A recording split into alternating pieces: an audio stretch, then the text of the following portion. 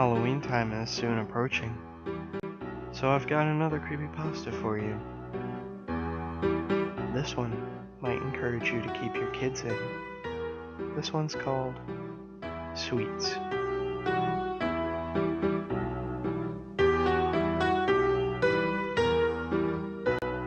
I still can't do it. The thought of celebrating Halloween brings feelings of guilt, sadness, and anger. I'm one of those people who leaves their porch lights off every year, but unlike many others, I have a reason. I've been changed. It started when I was 5. Every year, I went trick-or-treating with a group of boys in my neighborhood.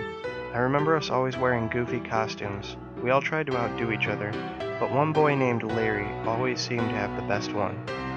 Eventually, we all stopped trick-or-treating in favor of Halloween parties, some in the pursuit of girls, and others just wanting to leave the house. Larry, however, trick-or-treated every year right up to our senior year of high school. His costumes regressed far from his childhood standard. They hugged the curves of his acquired fat, bulging in certain places where the fabric wouldn't hold. With each year, he also started bathing less. I remember one year in particular where I was handing out candy. He came to the door in slow, deliberate steps. A smile of childlike expired glee stretched across his lips as he approached me in a stained clown costume. How he could have allowed himself to reach such a state baffled me. "What happened?" I asked in disbelief. "What's wrong with you?" "Nothing's wrong. I'm fine. As of late, I've been able to see the sweeter side of life." Larry rapaciously grabbed a few pieces of candy out of the orange bowl and left. He carefully inspected the candy, twirling it around in his fingers like it was gold. It bewildered me that other adults were oblivious to his erratic behavior. Not only did his condition sicken me, but it also led me to a grim realization. My childhood friend was gone.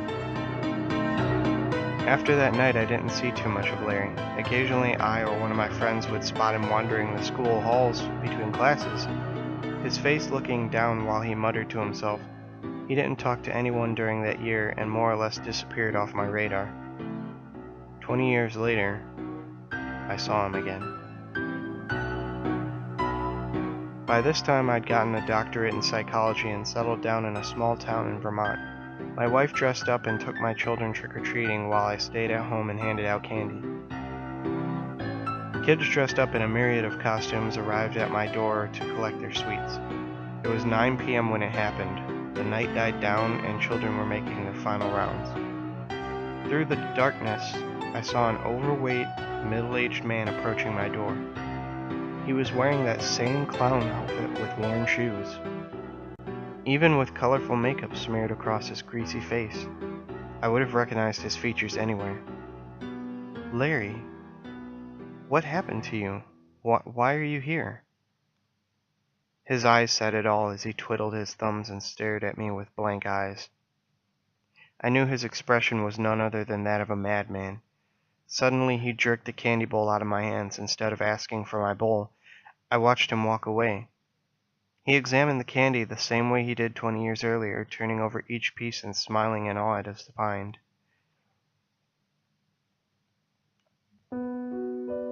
That night I decided to do something no other mentally stable man would try. I followed him. Donning a black hoodie and jeans, I furtively crept half a block behind his every step with a flashlight. I began to tire once he had reached the interstate, his sluggish steps leading to an unknown destination. Slowly he crept off the side of the road until he walked into the woods. I tracked his path through the underbrush. The path I followed was clear. Only when I approached the building did I begin to fathom the scale of horror that Larry had been living in. Skimpy branches of wood served as weak supports to his haphazardly constructed shelter. His lopsided roof and walls were filled with what appeared to be candy bars. They were glued together by some unknown substance, gooey at the touch and layered for minimal amounts of security. After closely inspecting the outside, I precariously opened his door and lowered my head to enter his hovel. Dirty porcelain dolls sat in miniature chairs on the floor.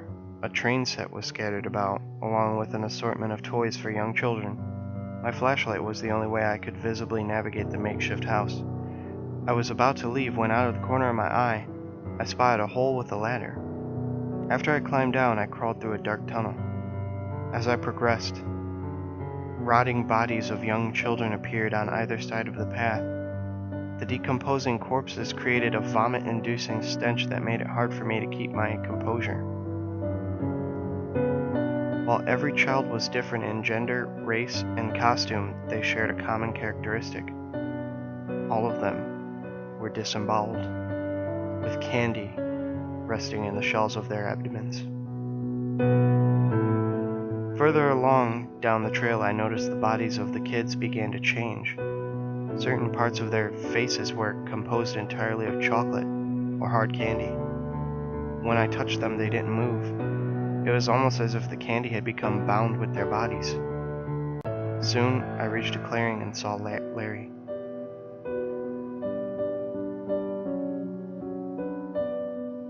He was eating candy out of one of the child's stomachs. Piles of wrappers surrounded him as ants crawled on him to revel in the filth.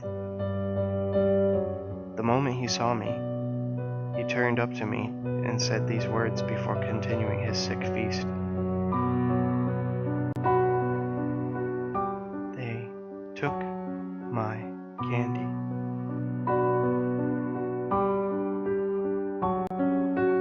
I never ran so fast from a place in my life. Luckily, I'd made it home before my wife and kids knew I was gone. When she asked about next year, I told her we were going to hold off. I'll never celebrate something that produces men like this.